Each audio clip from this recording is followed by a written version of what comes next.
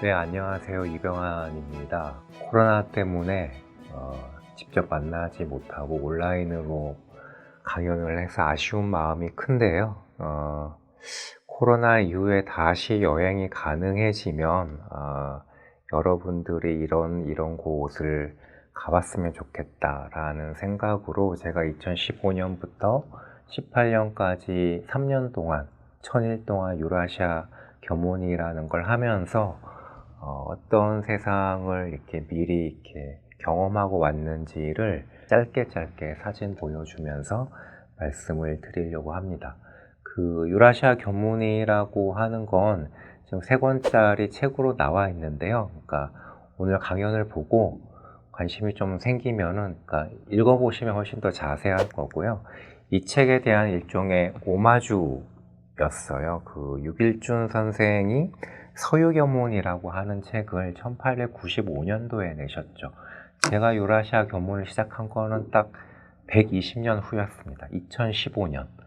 근데 서유견문 혹시 읽어보셨는지 모르겠는데 들어본 분은 많겠지만 실제 읽어보신 분 드물 거예요. 저 때 20대의 그 조선 말의 젊은 지식인이었던 유길준이 주로 갔던 나라가 일본과 미국과 이 서유럽이었어요.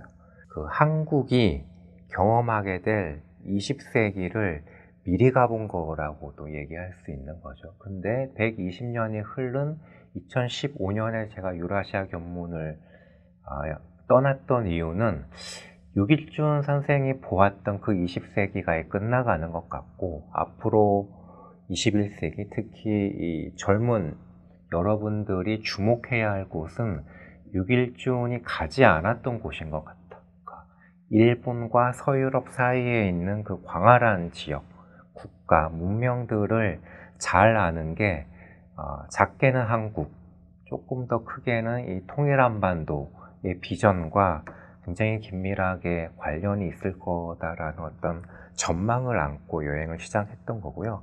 그때 제가 또 이 의식적으로 이렇게 늘 이렇게 참고했던 책 중에 하나는 마르코 폴로가 쓴 동방견문록이라는 책이 있어요. 저거는 13세기에 나온 책인데 그때 마르코 폴로가 이 이탈리아부터 이렇게 중국, 우리가 살고 있는 동아시아까지 여행을 쭉 하면서 세계에서 가장 아름다운 도시로 꼽은 곳이 현재 그 상하이 아래에 있는 항저우라고 하는 도시였어요. 근데 거기가 당시에 인구가 100만 도시였다 그래요.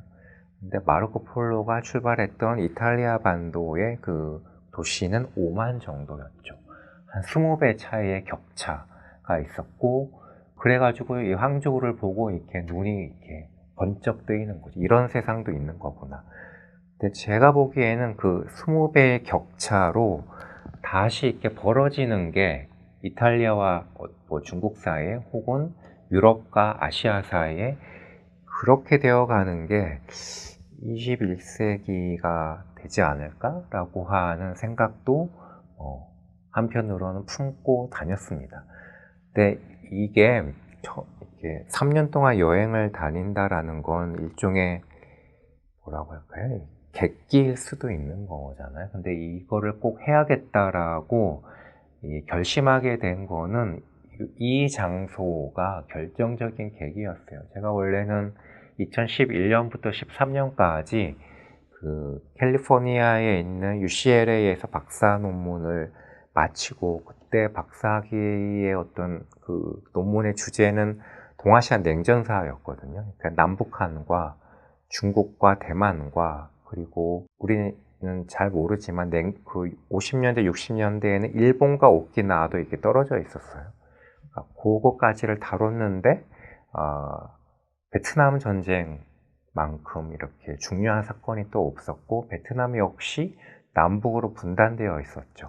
그러니까 베트남까지 설명을 할 수 있어야 동아시아 냉전사 연구가 완결되겠구나라는 생각으로 포닥이라 그래요. 박사후 연구 과정으로 베트남에 가게 된 거고 기왕이면은 북베트남의 수도인 하노이로 가자고 해서 2013년도 9월 달에 제가 하노이에 갔을 거예요.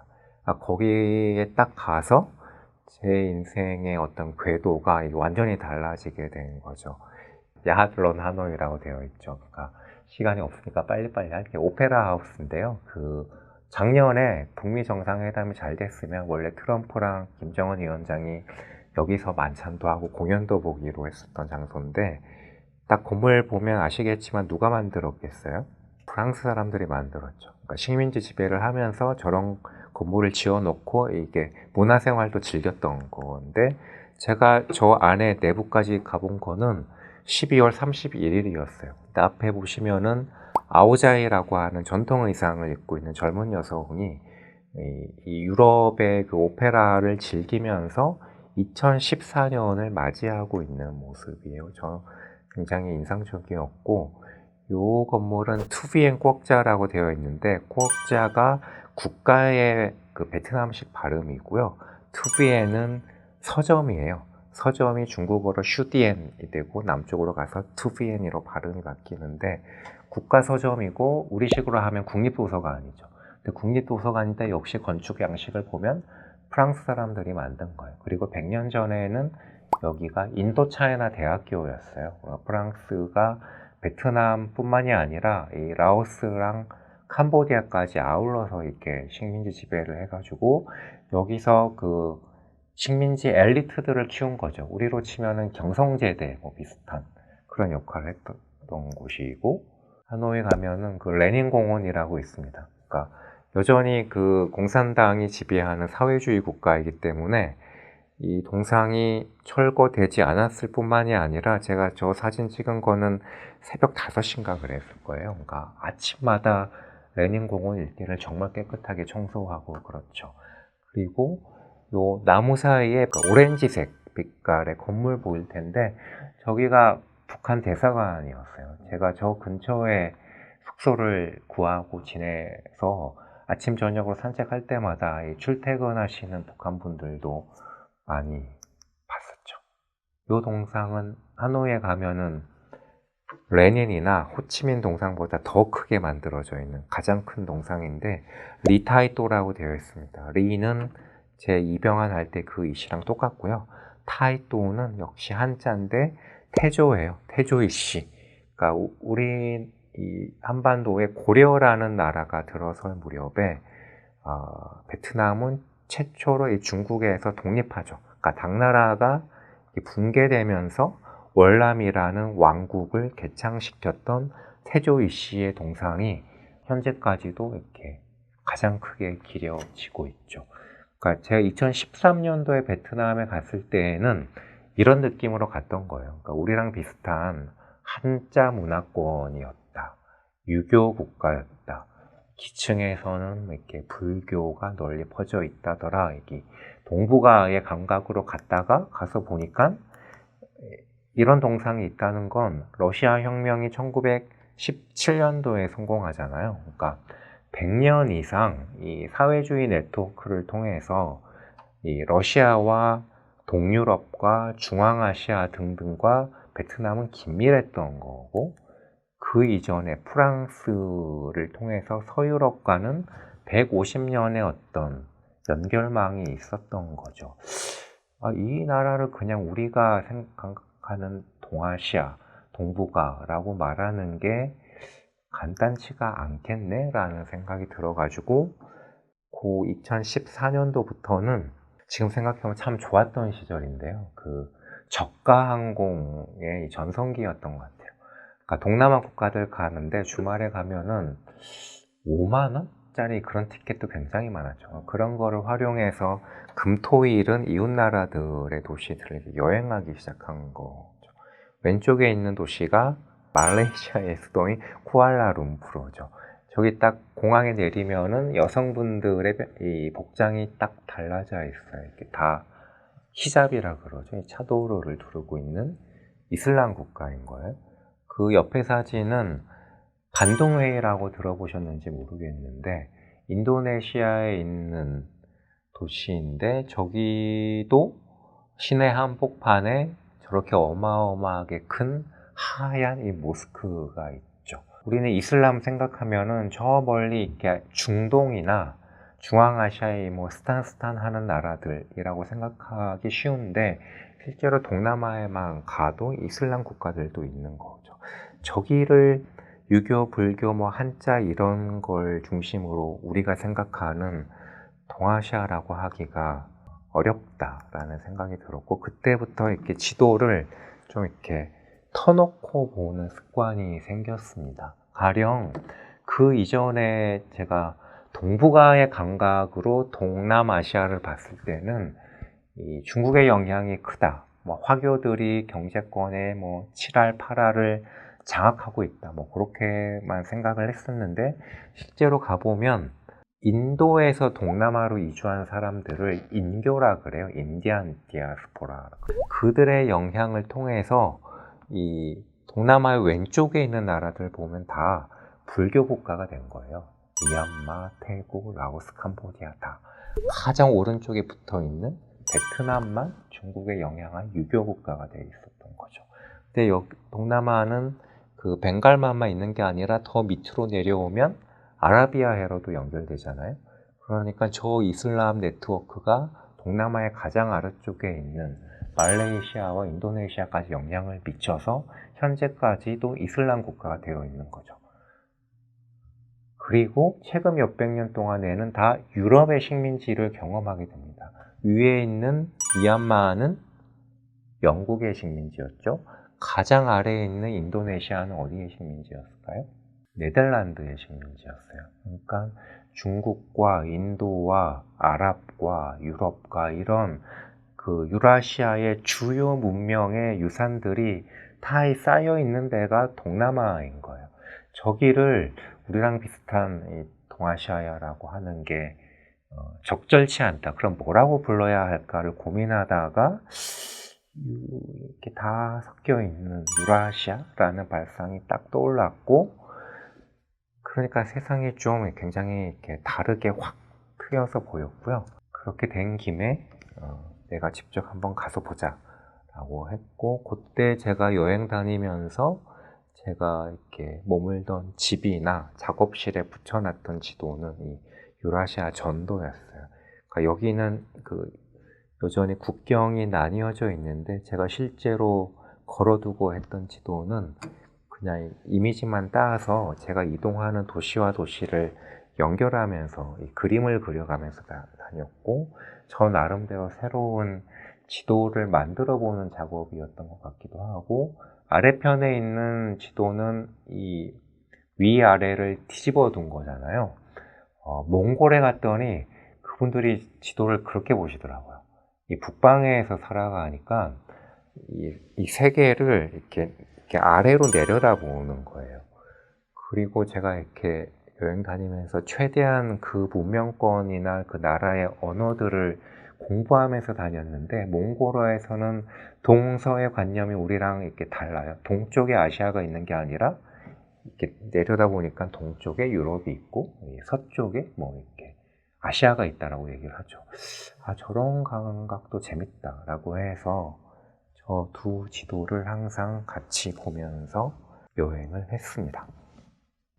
요거는 보통 이렇게 앞에 학생들이나 이렇게 청중들이 있으면은 이렇게 질의응답을 이렇게 하는 건데요. 그러니까 이건 제가 자문자답을 할게요. 세계에서 가장 인구가 많은 나라는 어딜까요? 그 옆에 있는 14억의 중국이죠. 두 번째로 세계에서 가장 큰 민주주의 국가는 어딜까요? 라고 제가 여쭤보면 거의 대부분은 이렇게 미국이라고 얘기하는 경우가 많아요. 그러면 제가 지난 대선 때, 다음 달에도 미국에서 대선이 있을 텐데 트럼프가 몇 표 받았을까요? 하고 물어봐요. 그러면 잘 모르죠. 그러니까 11월 달에 트럼프가 이번에 몇 표 받는지 한번 자세히 보세요. 지난번에 8천만 표가 조금 안 됐어요. 근데 세계 최대의 민주주의 국가는 인도거든요. 인도의 현재 총리는 모디라고 하는 사람이죠. 모디가 지난 총선에 받은 총 득표수는 이렇게 3억 6천만 표인가 그래요. 그러니까 두 번째로 큰 나라가 미국인데 3등, 4등, 뭐 이렇게 10등 국가의 총리와 대통령이 받은 그 표의 숫자를 다 합해도 모디 한 사람이 받은 3억 6천만 표보다 적다. 그러니까 압도적으로 세계 최대의 민주주의 국가는 인도다라는 거고, 인도는 현재 인구가 13억이고 한 15년, 20년 지나면은 아마 중국을 제치고 세계 최대의 인구 대국이 될 가능성이 높고, 그래서 총선을 하루에 하는 게 아니죠. 한 달 넘게 하죠. 이렇게. 세계 최대의 종교는 이슬람입니다. 그러니까 16억 정도의 신도가 있고, 이슬람에서 가장 큰 나라는 중동에 있는 게 아니에요. 터키나 이란이나 뭐 사우디나 이런 나라가 아니라 우리랑 그렇게 멀지 않은 인도네시아가 2억 5천만. 세계에서 가장 높은 빌딩은 어디에 있을까요? 요거죠. 이렇게. 두바이에 있는 버즈 칼리프라고 얘기하는데, 이렇게 아랍어 그대로 읽으면 베르그 칼리파라고 하는. 저 건물은 한국과도 인연이 있어요. 그 삼성물산이 만든 건물이죠. 네, 해질 때 모습이고, 두바이는 저 개인적으로는 그렇게 흥미로운 도시는 아니었는데, 이렇게 여기는 재미있었어요. 이렇게 녹색 간판이 이렇게 흐릿하게 보일 텐데요. 저기가 스타벅스예요. 제가 약간 이렇게 커피 중독 이런 게 있어가지고 굉장히 많은 나라와 다양한 도시의 이 스벅에도 가봤거든요. 이 별다방의 매장을 가봤는데, 제 경험에 비추어 얘기를 드리면은 세계에서 가장 아름다웠던 스벅 매장이었던 것 같아요. 그러니까 모스크의 양식을 빌어가지고 이렇게 만들어놨죠. 맞은편의 색깔은 이렇게 되어 있습니다. 근데 저 스타벅스 매장이 있는 게 어떤 쇼핑몰 아래에 있는 건데, 그 쇼핑몰은 어떤 아랍 사람의 이름을 땄어요. 언뜻 보기에도 이름이 굉장히 길잖아요. 그러니까 아랍 사람들은 나의 이름이 나오기 전에 아버지, 할아버지, 뭐 증조, 고작이 쭉 나오고, 이 뿌리를 거슬러 올라가서 쭉 얘기를 하고 나의 이름이 나오죠. 그 밑에 딴 것만 읽으면 이분 바투타예요. 유럽에는 마르코 폴로가 있었고, 이슬람권에서 최대 여행가, 탐험가 그 이분 바투타가 있죠. 그러니까 이분 바투타 쇼핑몰이고 이렇게 되어 있습니다. 그리고 이분 바투타가 여행했던 그 다양한 장소를 배경으로 이렇게 공간적으로 재현해 뒀고, 저기를 여행하는 것처럼 쇼핑하게 꾸며 놓은 거예요. 그러니까 위에 있는, 왼쪽에 있는 사진은 인도가 아니고요. 두 번째 사진은 어딜까요? 중국관입니다. 중국관인데 배를 만들어 놨죠. 저 배가 중국에서 가장 유명한 여행가 정화라는 사람 있잖아요. 정화의 대원정의 배를 실물 크기로 이렇게 만들어 둔 건데, 정화는 중국 사람이고 명나라 때 사람인 거는 대부분이 아시는데, 정화가 무슬림이었다는 거는 잘 모르세요. 그러니까 무슬림이었기 때문에, 명나라 앞에 원나라가 있었잖아요. 몽골 세계 제국이 있었고, 그 원나라에서는 과거 시험을 보면 아시아인들도 받고 인도 사람들도 응시를 하고 저기 아랍과 동유럽 사람들도 다 이렇게 시험을 봤다 그래요. 근데 정화의 고조 할아버지인가 증조 할아버지가 아랍에서 시험을 봐서 급제를 한 거죠. 그래서 당시에 황제 칸이 명하기를 너는 여기를 다스려라 라고 했던 게 현재의 그 운남성 일대요. 그때 이주를 해서 그때부터 이게 정착해서 산 거죠. 그래서 정화는 일종의 가학을 통해서 저 이슬람 세계가 어떻다라는 거를 이미 알고 배를 타고 이렇게 수월하게 여행을 했었던 거예요. 같은 시기에 유럽에서 콜럼버스가 또 여행을 가죠.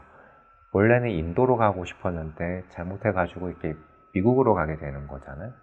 콜럼버스는 이렇게 맨 땅에 헤딩하듯이 간 거고, 정화는 다 알고 이렇게 갔던 거다. 동아프리카까지 뭐 그런 게 있고, 무슬림 사람들은 지금도 당신은 누구십니까? 라고 물어보면은 우리는 보통 한국 사람입니다. 그러니까 국가적인 정체성이 가장 먼저 나오잖아요. 근데 이슬람 사람들은 지금도 나는 무슬림입니다. 그 다음에 나는 터키인입니다. 나는 인도네시아인입니다. 이렇게 나와요. 그래서 정화라고 하는 사람도 중국인이라고 생각하기보다는 우리와 같은 무슬림 동포다라고 기억하고 있는 거죠. 그래서 저렇게 기념하고 있다. 그리고 밑에 여기는 탄자니아 관인 것 같고, 그리고 마지막 사진은 딱 보면 아시겠지만 사우디아라비아 관, 뭐 그렇습니다. 여기까지가 좀 재밌는 얘기였고요. 그 앞에 제가 이런 걸 여쭤봤잖아요. 이게 각 최대가 다 어디 있느냐. 이 여쭤봤던 이유는 세계에서 가장 높은 빌딩조차도 지금 이미 다 유라시아에 있다는 거예요. 두바이에 있고 내년쯤 되면 광저우에 더 높은 지금 빌딩이 올라가고 있죠. 다 우리가 살고 있는 아시아, 유라시아에 있다라는 걸 얘기하려고 하는 거고, 거기에서 지금 어떤 변화가 일어나고 있는지를 아주 간단하게만 짚어보겠습니다. 14억의 중국이죠. 중국은 1949년도에 만들어진 중화인민공화국이고, 마오쩌둥이 천안문에 올라가서 건국선언하고 있는 모습인데요. 저때 중국 혁명의 키워드는 반제, 반봉건 이런 거였어요. 반제는 반제국주의, 항일 이런 거였고, 반봉건은 우리의 낡은 전통도 혁파하겠다 뭐 이런 거였는데, 2012년부터 집권한 시진핑은 정반대죠. 전통을 깨부시겠다가 아니라 전통을 되살리겠다. 중화민족의 위대한 부흥을 표방하고 있고, 지금 우리도 익숙해진 중국몽 뭐 이런 거 많이 들어보셨을 거예요. 그래서 실제로 시진핑이 국제 무대에서 연설할 때 보면은 주로 이렇게 동양고전, 사서 삼경의 구절들을 많이 인용을 하죠. 49년도에 마오쩌둥은 누구를 인용했겠어요? 마르크스나 엥겔스나 뭐 레닌이나 이런 걸 인용했겠죠. 중국은 14억의 중국은 저런 식으로 바뀌고 있다.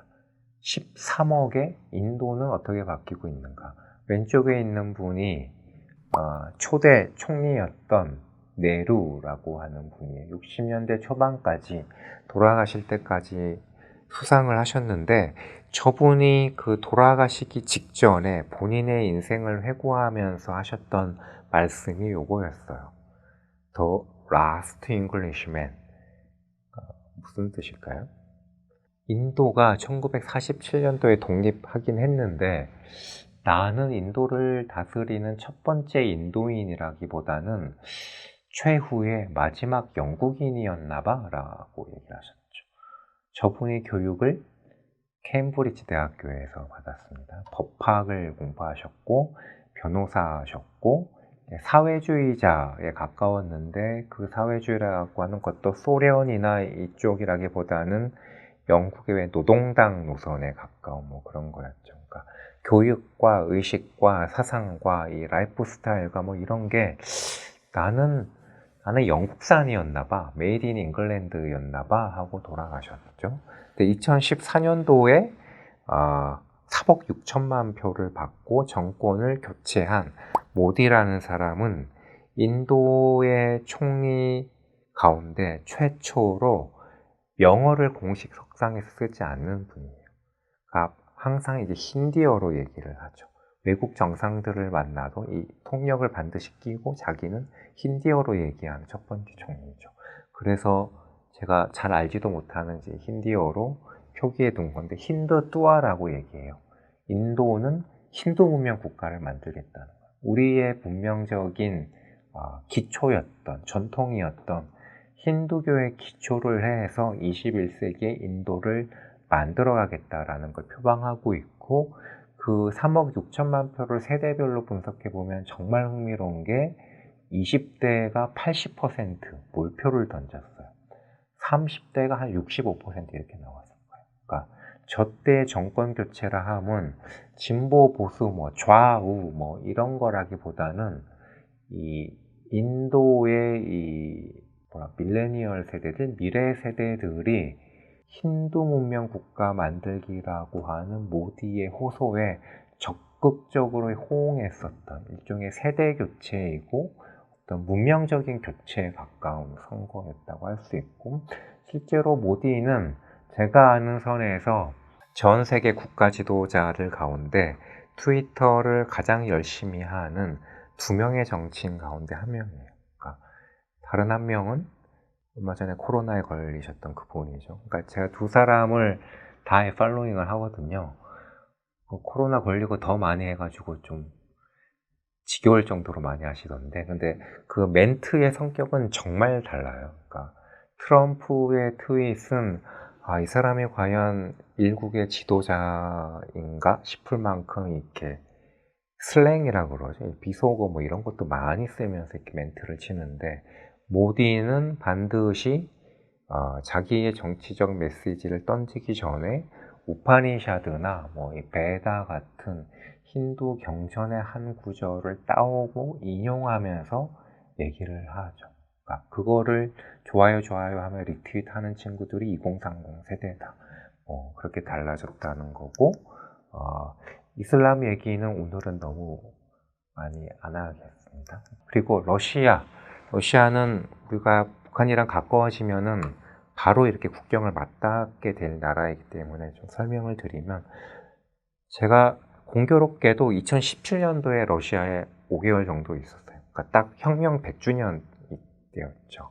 왼쪽에 있는 사람이 레닌이고 오른쪽이 푸틴인데, 레닌이 하려고 했었던 거는 서양의 그 좌파 사상, 이론 뭐 이런 걸 가져와서 러시아 제국을 붕괴시키고 무신론, 유물론에 입각한 공산주의 국가를 만들었던 거잖아요. 근데 91년도에 해체가 되고, 푸틴은 21세기 내내 지금 20년째 집권하고 있는 사람인데, 푸틴이 표방하고 있는 건 역시 정반대예요. 그러니까 푸틴의 국정 구호는 동방정교 대국이거든요.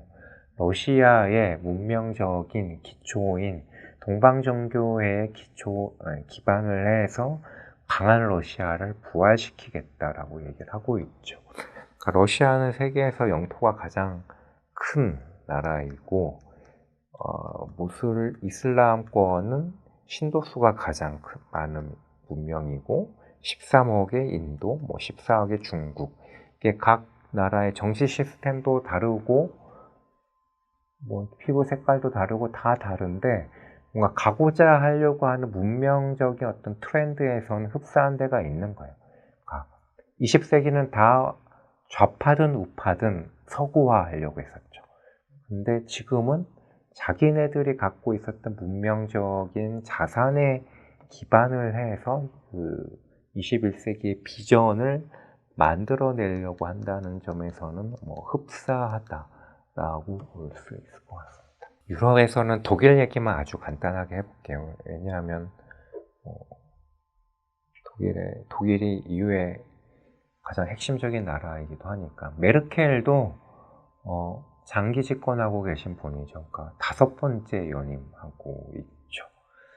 그래서 제가 여행 다니면서 받은 느낌은, 메르켈은 독일의 총리일 뿐만이 아니라 실질적인 EU의 대통령 역할을 해왔던 사람인 것 같은데, 메르켈이 미국의 지도자만 만나면은 표정이 저렇게 나와요.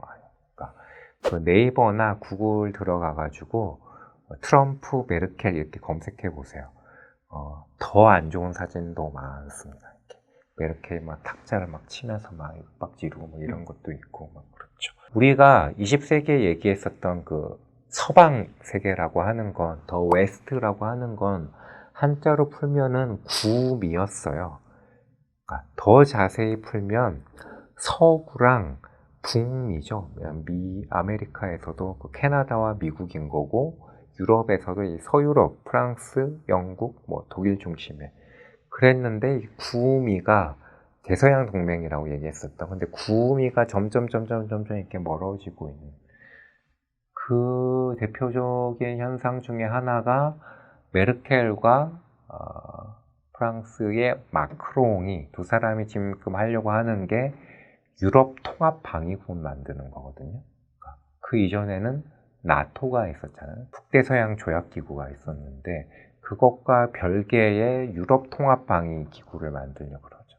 왜? 나토의 수장은 미국인데, 미국을 빼고 유럽에 자주 국방을 해보려고 하고 있는 거고, 그 반면으로 메르켈은 의외로 이 푸틴이랑 이렇게 짝짝꿍이 잘 맞아요. 메르켈이 어디 출신이죠? 동독 출신이에요. 그러니까 동독에서는 제일 외국어가 뭐였겠어요?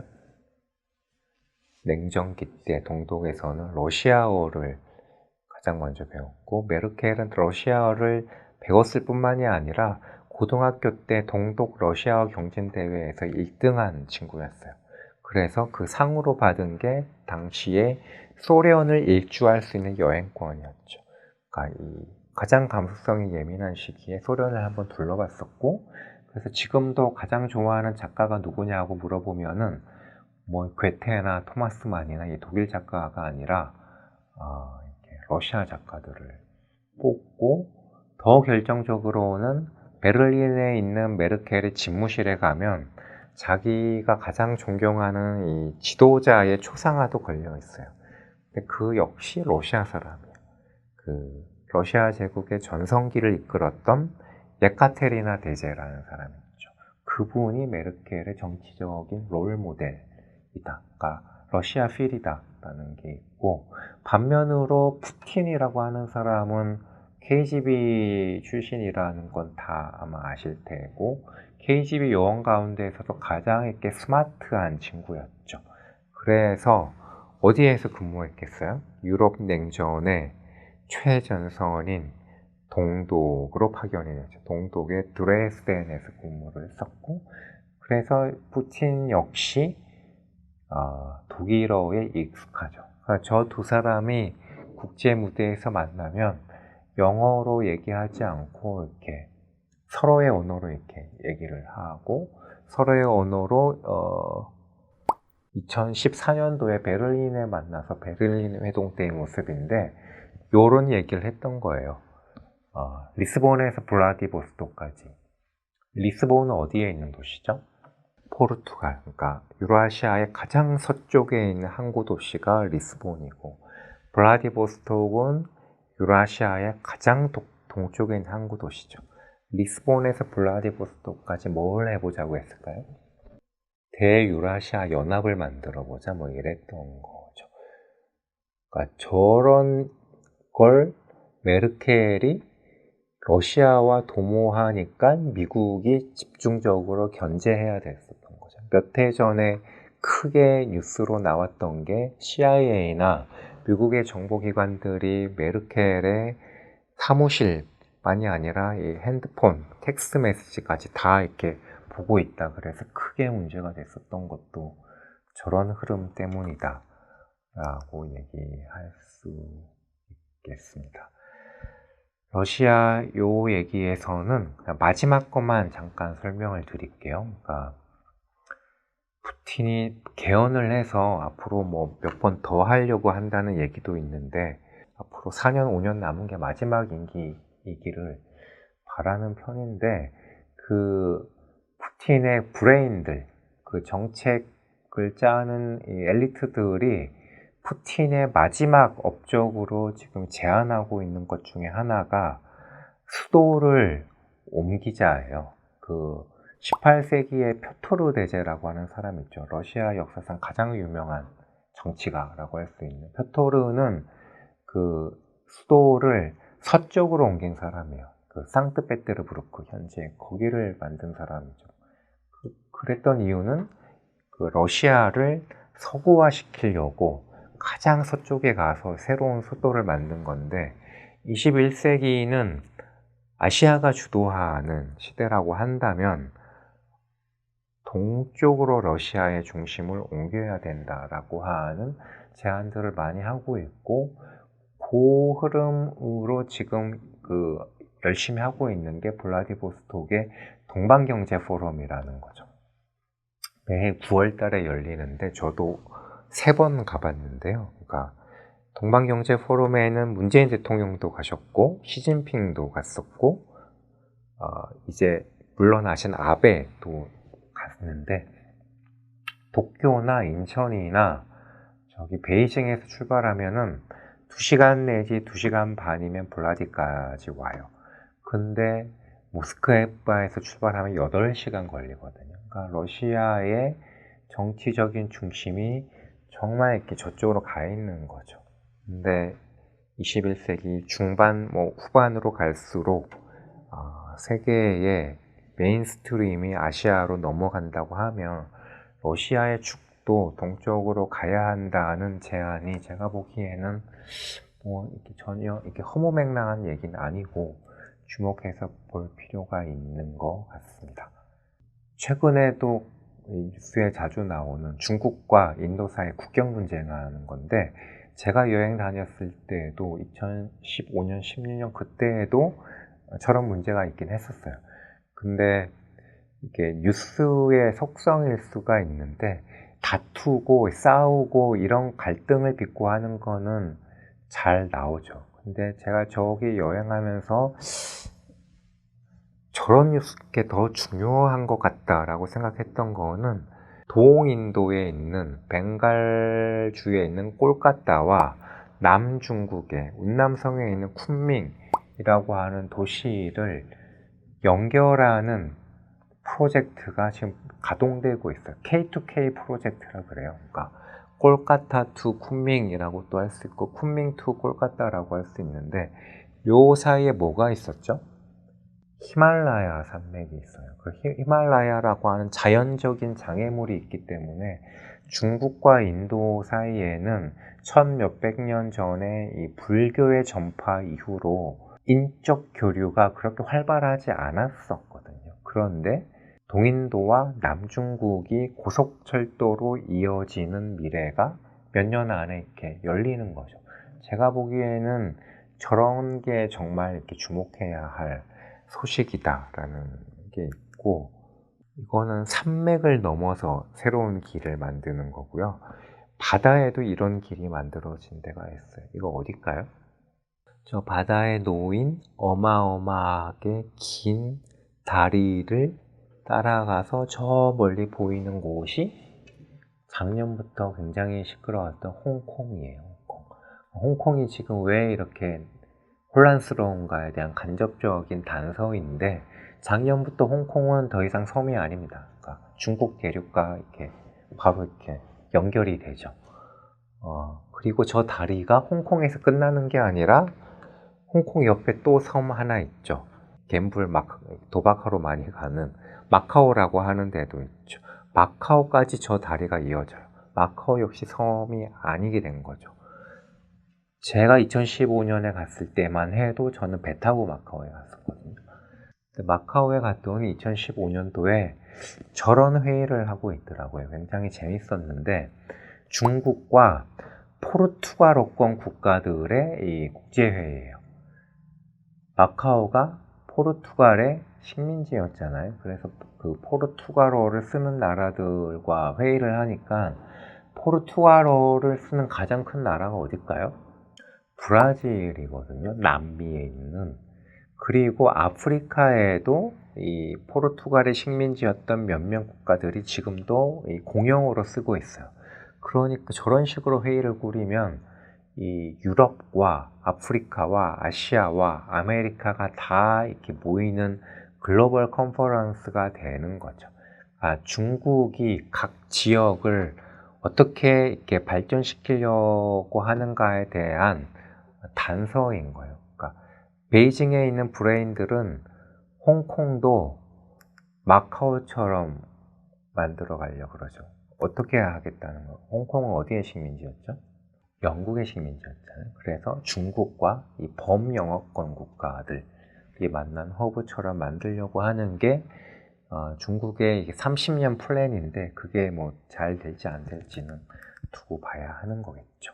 그리고 여행을 마치고 2018년도에 돌아왔습니다. 그래서 못 가본 나라도 몇 개 있어요. 아프가니스탄 못 가봤고, 아프가니스탄은 지금은 모르겠는데 제가 갔을 때만 해도 한국 외교부에서 막아놨었어요. 위험하다고. 그래서 입국이 안 됐고, 시리아는 한참 내전 중이어서 못 갔고, 사우디아라비아는 저한테도 무슬림이니 이렇게 물어보더라고요. 그러니까 아니라고 하니까 이렇게 그 성지순례 하는 거 아니면은 비자 안 내준다고 해가지고 못 갔고, 그리고 아마 여러분들이 관심이 많을 북한, 북조선도 못 갔죠. 그러니까 멀리서 보기만 했어요. 이 러시아의 블라디 아래에 가면 핫산이라고 하는 도시 있는데, 핫산에서 이렇게 북쪽이 건너다 보이고, 오른쪽은 압록강, 단둥이라고 하는 도시 있죠. 거기 가서 이렇게 봤습니다.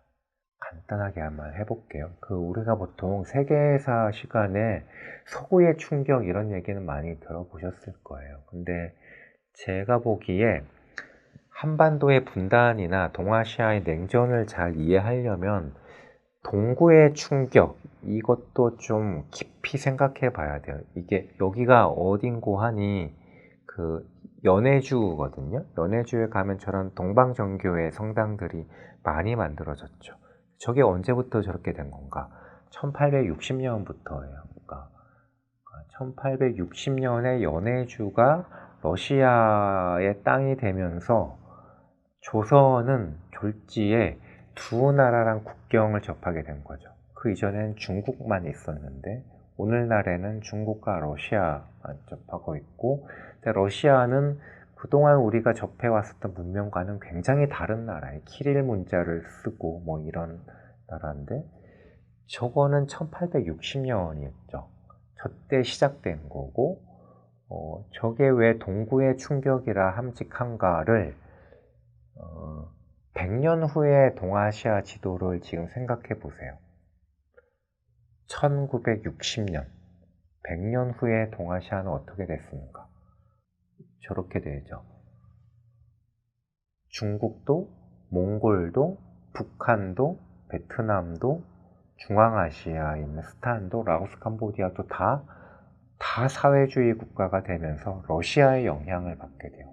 저 나라들의 지식인들, 엘리트들, 학생들은 다 키릴 문자, 러시아어를 공부하게 됐었던 거고, 지금 북한의 적어도 50대 이상의 선생님들은 다 러시아어를 많이 했었겠죠. 그러니까 저게 1960년도인데, 저렇게 된 출발이 1860년부터 시작된 거죠. 러시아가 연해주를 장악하면서부터. 거제도 얘기만 잠깐 드리면은, 제 고향이 거제도거든요. 블라디보스톡에 있는 국동연방대학교에 석 달 동안 있으면서 19세기 말과 20세기 초에 발행되었던 신문과 잡지들을 쭉 이렇게 넘겨서 보는데 거제도 얘기가 굉장히 많이 나요. 신기해서 봤는데, 러시아는 연해주뿐만이 아니라 한반도를 장악해서 한반도를 어떻게 개발해야 될 것인가에 대한 마스터 플랜도 다 세우고 있었어요. 그래서 거제도를 금융 허브 도시로 만들려고 했어요. 그러니까 영국은 홍콩을 파운드로 작동하는 금융 허브로 만들어서 아시아의 경제권을 장악해 들어갔잖아요.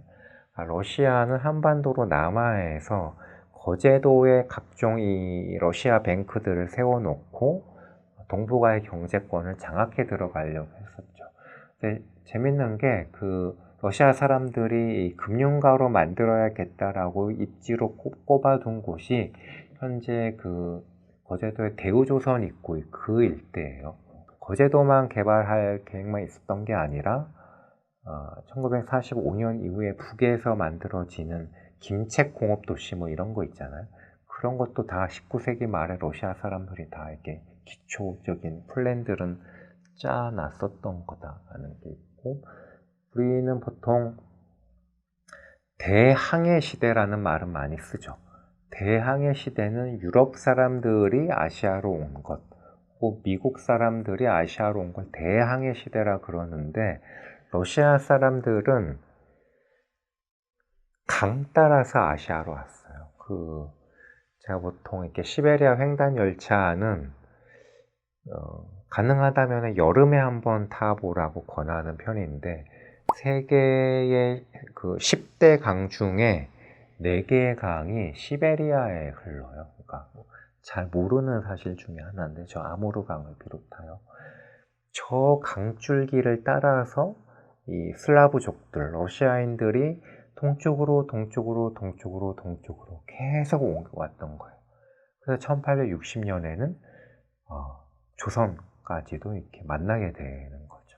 그리고 저 물길을 철도로 이은 게 시베리아 횡단 철도인 거고, 베트남이 그러니까 북한이 개혁 개방할 때 롤 모델이라는 얘기도 있고, 베트남이 남북이 통일되어가 이후로 이렇게 21세기에 계획을 짜 나가는 것에도 참조할 게 있어서 그런데, 베트남은 그러니까 자기네들이 동남아시아와 동북아시아를 잇는 역할을 하겠다라는 것도 있고, 북베트남은 사회주의권과 가까웠기 때문에 유라시아 쪽에 속해 있었고, 이 남베트남은 한국이나 대만이나 일본이나 호주나 미국과 가까웠죠. 환태평양에 속해 있었죠. 그래서 이 통일의 시너지를 내서 유라시아 대륙과 태평양 해양을 잇는 연결 국가가 되겠다, 이런 비전도 있고, 다섯 번째가 사실은 굉장히 중요해요. 그러니까 현재 베트남 인구가 1억 정도 되는데요.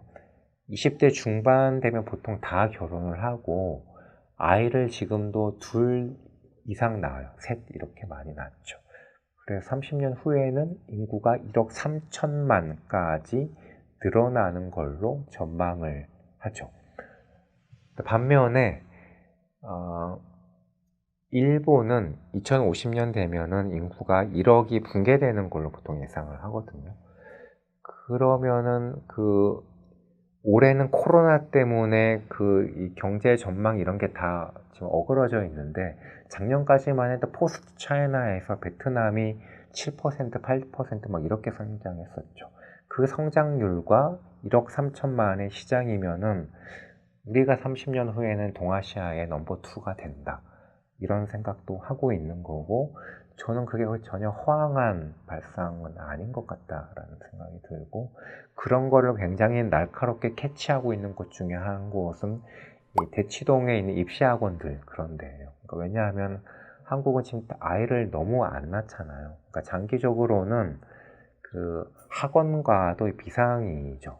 그래서 출로를 어디서 찾는가? 이렇게 베트남으로 많이 진출하고 있어요. 그러니까 하노이와 호치민, 다낭 같은 도시에는 강남에 본점이 있는 학원들이 꽤 많고, 근데 베트남이 역시 유교 국가에서 과거제의 유산이 있어가지고 교육열이 굉장히 센 나라이고, 최근에는 박항서 감독의 열풍 이런 것 때문에 한국에 대한 이미지는 점점 좀 좋아져서, 좋은 일인지는 모르겠는데, 한국의 어떤 사교육 바람이 베트남에 이렇게 전파되고 있는 이런 것도 있다. 앞에 세 개만 빼고 이렇게 마지막 것만 좀 설명을 드리면, 우리가 지금 세계를 이렇게 인식할 때 보통 세계 지도를 많이 보잖아요. 세계 지도는 여전히 국경이 나뉘어져 있는 지도죠. 근데 앞으로는 커넥터 그래피라는 말이 있어요. 연결망 지도라 그래요.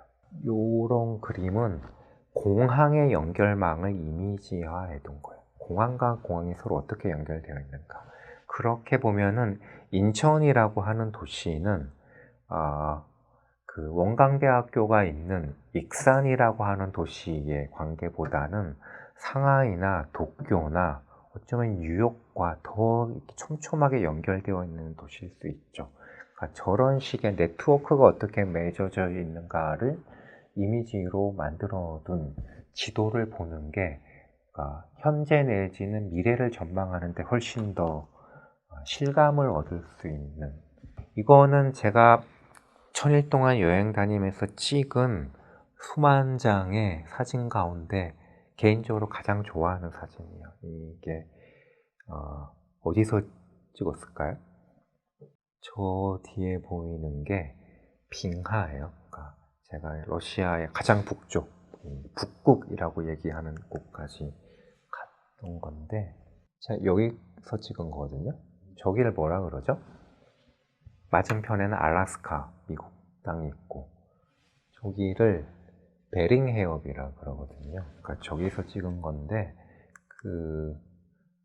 북극곰의 눈물 이런 다큐 있잖아요. 이렇게 빙하가 엄청나게 녹아내리고 있다. 그러니까 제가 간 것도 2017년도 8월 여름에 가서 이 북극 해락 있죠. 그러니까 바다가 실제로 열렸어요. 그러니까 그리고 파도도 치고 있고 서핑도 타볼까 이렇게 노력하고 있는 모습인데, 이 베링 해협이 실제로 가서 보면 별로 안 멀어요. 거리가 60km밖에 안 돼요. 그리고 저기를 연결하려고 하는 프로젝트도 이미 만들어져 있어요. 어떻게 연결하는가? 30km는 그 해저 터널로, 그리고 이 북극해가 이렇게 앞으로는 만들어질 거기 때문에 홍콩까지 놓았던 그 다리 아까 보여드렸죠. 해상으로는 30km 다리를 짓겠다. 언제까지 완공한다? 목표는 2030년이에요. 근데 이게 러시아랑 맞은편이 캐나다가 아니라 미국령 알래스카이기 때문에 이 정치적인 문제가 있어서 과연 10년 후에 완공이 될지 안 될지 모르겠지만 저런 프로젝트도 이미 있다. 그리고 올해에는 여기는 실제로 이어집니다. 여기 지브롤타 해협이라 그러는데 저기는 20km밖에 안 돼요. 아래가 아프리카의 모로코고 위에는 유럽의 스페인이죠. 저기는 올해 개통돼요. 그러면 아프리카랑 유라시아랑 이 길로 이어지는 거고, 두고 봐야겠으나 유라시아랑 아메리카도 연결하는 구상까지 이미 나와 있는 거죠. 그러면은 한 10년, 20년, 뭐 2050년, 21세기 중반 가면은 5대양 6대주 이런 말 안 쓰게 될지도 모르겠다. 지구는 이렇게 그냥 하나의 길로 이어져 있고 앞으로 나아가기만 하면 온 세상 친구를 다 만나고 돌아올 수도 있는, 이렇게 그런 게 실감으로 와 닿을 수 있지 않을까라는 생각도 해보게 됐고, 요 얘기만 간단하게 하고 마치려고 하는데요. 제가 2018년도에 귀국하고 나서 저는 앞으로 이런 사람으로 살고 싶어요 얘기하는 게 두 가지가 있는데, 한 가지만 얘기하려고 그러는데요. 그러니까 고려인이라는 거예요. 그러니까 3년 동안 여행 다니면서 이렇게 3년 차에 제가 자각하게 된 건데, 3년 내내 저는 고려인입니다 라고 하고 다녔더라고요. 영어로 뭐라 그러죠? 코리안이라고 하잖아요. 코리안이라는 말이 고려에서 간 말이거든요. 독일어나 프랑스어 하시는 분도 알 거예요. 똑같이 코리안이에요. 그러니까 유라시아의 서쪽에 살고 있는 사람들이 우리를 고려인이라고 부르고 있죠. 남쪽에 있는 사람들은 무슬림들이 많잖아요. 그들은 우리를 뭐라고 부를까요? 나는 한국인입니다를 아랍어로 하면은 아나민 쿨이 그렇게 해요. 쿨이라는 말도 고려에서 간 말이에요. 북쪽에는 동방정교를 믿는 슬라브 러시아인들이 많이 살아가고 있죠. 그들은 우리를 뭐라 부를까요? 까레이스키라는 말 들어보셨을 거예요. 그러니까 남자는 나는 한국인이다를 야 카레이츠라 그래요. 카레이라는 말 역시 고려에서 간 거죠. 그러니까 유라시아의 북쪽, 서쪽, 남쪽에 살고 있는 사람들의 대다수가 우리를 고려인이라고 부르고 있죠. 그 이유는 고려시대 때 이 대륙의 몽골 제국이라는 게 작동을 하면서 그 우리에 대한 지식과 정보와 이런 것들이 한번 이렇게 유라시아를 크게 돌았던 거예요. 제가 보건대 앞으로의 21세기는 저 어떤 시공간 그 감각이 훨씬 더 있게 뭐라고 할까? 업데이트되고 업그레이드 돼서 다시 돌아올 가능성이 크다라는 생각이 들고, 그래서 귀국하고 나서 고려라고 하는 나라에 대한 관심도 새삼스럽게 다시 생기고, 그래서 고려사를 좀 다시 보니까 이 수도 이름부터가 범상치 않더라고요. 이렇게 개성, 그리고 그때는 수도였으니까 개경이라고 불렸겠죠. 저 한자로 무슨 뜻이에요? 열릴 개자잖아요. 열린 도시. 저 굉장히 신기한 말이에요. 보통 도시라 함은 동서양을 막론하고 이 성벽으로 쌓아둔 곳이죠. 막아둔 곳이고, 수도는 더더욱이나 그렇겠죠. 근데 고려의 수도는 열린 도시였어요. 그러니까 오픈시티. 더 세련된 요즘 감각으로 얘기하면 허브시티 이런 거였죠. 그래서 지금 그러니까 가동이 중단된 개성공단은 하루빨리 재개되기를 저도 바람하지 않는데 개성을 공업도시, 산업도시로만 키우는 거는 저는 약간 이렇게 재고의 여지가 큰 프로젝트라고 지금은 생각이 들어요. 왜냐하면 저런 역사적인 유산을 극대화할 필요가 있는 것 같아요. 그러니까 한반도의 대표적인 허브시티였다라는 거를. 제가 뭐 엄청 어려운 얘기하고 있는 게 아니라 아이들이 보는 책에도 개성과 이 병란도, 개성의 관문이었던 곳이 어떤 곳이었는지에 대한 책들도 많이 나와 있고, 혹은 국사 교과서에 나와 있는 이미지예요. 이 물류가 어떻게 작동을 했었는가. 그리고 개성에는 한국 최초의, 한반도 최초의 대학 고등교육기관이라고 할 수 있는 국자감이라는 것도 있었던 거예요. 그러니까 저런 거를 아울러서 생각을 해보면 개성은 산업도시, 공업도시로 만들기보다는 이건 저의 그냥 개인적인 생각인데, EU가 만들어지는데 유럽 대학의 역할이 있었거든요. 그러니까 유럽 대학은 그 한 나라를 엘리트를 키우는 게 아니라 EU 전체를 위해서 일할 친구들을 4년 동안 키우는 대학인데, 개성 같은 곳이야말로 이 동북아, 동아시아의 이 국제 인재들을 배출할 수 있는 미래형 대학이 들어서기에 가장 적합한 장소이지 않나라는 생각을 저 개인적으로 하고 있고, 이런 얘기를 뭐 이렇게 현재 뭐 집권당에 계신 분이나 몇몇 분들한테 해보기도 했었어요. 근데 스위스가 어떤 나라인가? 유럽에서 가장 강한 네 나라에 둘러싸여져 있는 아주 작은 약소국이었죠. 그래서 그 국가 전략을 어떻게 짰는가? 유럽에서도 가장 이렇게 글로벌한 허브 도시들을 곳곳에 만든 거예요. 그러니까 제네바 회담, 뭐 다보스 포럼, 뭐 이런 거 많이 들어보셨죠. 그리고 실제로 스위스에 가면은 이 도시의 간판들이 다 이렇게 다언어로 되어 있어요. 영어, 프랑스어, 독일어, 이탈리아어로 다 표기되어 있죠. 개성뿐만이 아니라 북한이 앞으로 저런 식으로 만들어 가 볼 수도 있다. 그러니까 중국과 한국과 러시아와 일본이 만나는 어딘가가 필요할 거 아니에요?